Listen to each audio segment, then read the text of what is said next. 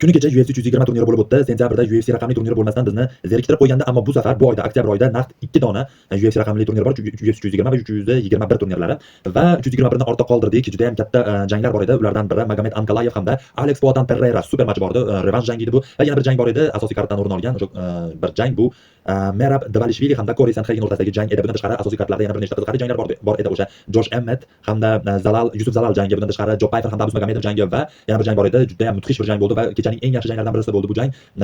Bu o'sha Yuri Proxaska hamda Khalil Roundtree o'rtasidagi jang edi. Keling tezkorlik bilan biz o'sha ikkita jangga to'xtalib o'tamiz. Ulardan biri Magomed Ankalayev hamda Alex Poatan Pereira. Bu jang 80 soniya da tugadi do'stlar. 80 soniyada tugadi. Ya'ni Magomed Ankalayev hech narsa qila olmadi. Bor yo'g'i bir donagina zarba yo'llashga muvaffaq bo'ldi. Yanglishmayotgan bo'lsam, lekin deyarli hech narsa qila olmadi. Alex Poatan Pereira esa 80 soniya davomida uni savaladi, do'pposladi. O'sha hook zarbalarini ko'rdik, jab cross zarbalarini ko'rdik. Undan tashqari yerga olib o'tgandan keyin o'sha tasavvur qiling, bir odamni tagingizga bosib olib faqatgina uryapsiz, u esa sizga javob qaytara olmayapti. Ya'ni bu holatda urush bo'lmaydi. Faqatgina bir odam urgan bo'ladi. Mana shunday holatni biz ko'rdik. Alex Poatan Pereira Magomed Ankalayevni faqatgina urdi, do'pposladi, savaladi, tagiga bosdi. Magomed Ankalayev esa hech narsa qila olmadi, faqatgina zarbalarni qabul qilish bilan vaqtni o'tkazdi. Bu Magomed Ankalayevni biroz xotirjamlik bor-ku, mana shu tuyg'uni ko'rsatdi. Ya'ni o'tgan safar dastlabki jangda g'alabaga erishgan edi. O'sha 5 raundlik jangdan so'ng hakamlar qarori bilan g'alabaga erishgan edi va mana shundan keyin Alex Poatan Pereirani osonlik bilan mag'lubiyatga uchrataman deb o'yladi chog'i. Bu safar biroz osonlik, qandaydir xotirjamlik bilan tushdi, lekin Alex Poatan Pereira jangni boshlar-boshlamas o'sha fenomenal kuch bilan boshladi. Ketma-ket zarbalar, xullas tagiga bosib urdi, savaladi, do'pposladi. Magomed Ankalayevni kutmagan edi. Magomed Ankalayev tom ma'noda kutmagan edi bunday boshlashini Alex Pereirani va o'sha bu jang ichidagi holatlar, qadrli do'stlar, jangdan tashqari bo'lgan holatlarga to'xtaladigan bo'lsak, Magomed Ankalayev haqiqatan o'zi haligi juda ham yaxshi chempion bo'lishi mumkin, lekin muxlislar bilan haligi masofasi juda yaqin emas edi. Ya'ni o'sha chempion bo'lgan paytlarida ham jurnalistlar bilan yoki xalq bilan u qadar ochilib ketmagan edi, ya'ni muxlislar bilan ochilib ketmagan edi. Shuning uchun ham qanday darajada kuchli bir chempion bo'lishiga qaramay, muxlislar bilan u qadar munosabati yaxshi emas edi, lekin Alex Poatan Pereira unday emas edi. U har bir g'alabada muxlislar bilan, jurnalistlar bilan yaxshi muloqotni olib borar edi. Shuning uchun ham bu jang oldi matbuot konferensiyalarida, ya'ni matbuot anjumanlarida, press konferensiyalarida Magomed Ankalayevdan ko'ra ko'proq sevildi Alex Poatan Pereira va Magomed Ankalayevni ga anti qo'llab-quvvatlov amalga oshirildi. Uning manziliga nisbatan hayqiriqlari, ayyuhannoslari ko'rdik va bu paytda Magomed Ankalayev nima degan edi? Mendan biron sizning bu qo'llab-quvvatlovingiz meni otashlantiriryapti, olovlantiryapti va jangda oktagonda men Alex Poatan Pereirani mendan biron narsa o'g'irlagan o'g'ridek savalayman, do'pposlayman degan edi, lekin u so'zida tura olmadi. Alex Poatan Pereira qaytaga uni do'pposladi, tagiga bosib urdi. Bu bir jang edi, qadrli do'stlar. Biz narigi jangga ham to'xtalaylik. Keling, ikkinchi jang Merab Dvalishvili hamda Corey Sandhagen orasida bo'lib o'tdi, qadrli do'stlar. Corey Sandhagen ushbu vazn toifasida 4-o'ringa ketayotgan edi. Merab Dvalishvili esa birinchi o'rinda ham emas, hatto oliroq o'rinda edi. Ya'ni chempion bo'lgandan keyin oliy o'rinda edi. 2025-yilda u 3 ta jang o'tkazdi, qadrli do'stlar, va uchalasi ham kamar himoyasi jangi edi. Barchasi muvaffaqiyatli yakuniga yetdi, hammasi g'alabaga erishdi va hatto u bu yilning so'nggi qismida, ya'ni oxirroqlarda dekabr oylarida yana bir jang taklif qildi. Qadrli do'stlar, 4-bor kamar himoyasiga chiqmoqchi, ko'p ehtimol Yan Blachowicz Pyotr Yan, darvoqe, har xil sportlardan adashtirib yuboryapmiz.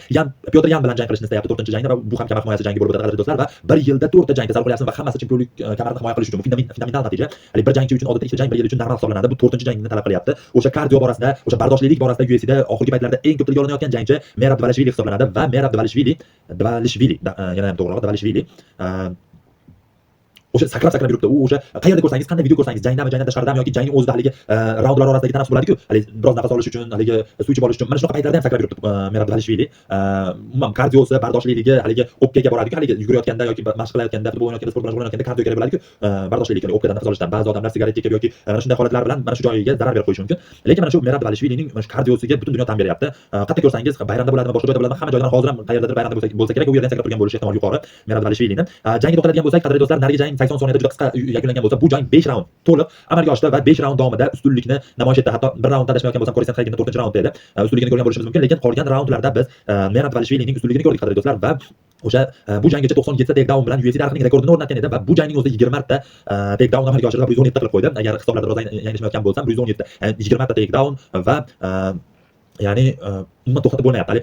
O'zi bu jangdan oldin Corey Sandhagen aslida strikerga, ya'ni zarbalar o'sha oyoqdagi jangga e'tibor qaratgan bir jangchi hisoblanadi va u Merab Dvalishvili uchun grapplingga, ya'ni yerdagi kurashga harakat qildim, mashq qildim, shug'ullandim degan edi va aksincha Merab Dvalishvili esa o'sha kurashi, grapplingi yaxshi bo'lgan jangchi va strikingga harakat qildim Corey Sandhagen uchun degan edi. Jang davomida biz nimani ko'rdik? Corey Sandhagen grapplingga o'tishni xohlamadi. Aslida bunga tayyorgarlik ko'rdim dedi. Ya'ni Merab Dvalishvili takedownlar amalga oshiryapti, ketma-ket u tasavvur qilasizmi? Bitta jangda 20 ta takedown amalga oshirdi. Takedown qilyapti, yana turishga harakat qilyapti, o'sha panjaralarga borib taqalyapti, yana takedown qilyapti, yana panjaralarga turib taqalishga harakat qilyapti, ular takedown, yana turishga, mana shunaqangi ketib keldi.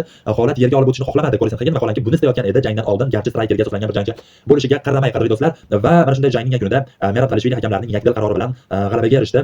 Bundan tashqari yana qiziqarli janglar bo'lib o'tdi. Yuri Proxaska va Khalil Roundtree jangiga ham to'xtaladigan bo'lsak, Yuri Proxaska o'sha yo hayot yo mamot degan ibora borki, o'shani UFCda yo yutqizish yoki yutish, ya'ni finish ma'nosida, submission ma'nosida. Ya'ni hakamlar qaroriga qoldirishni istamaydi. Butun boshli o'sha 30 plus janglarning ichida bittamikin hakamlar qaroriga borgan jang bor.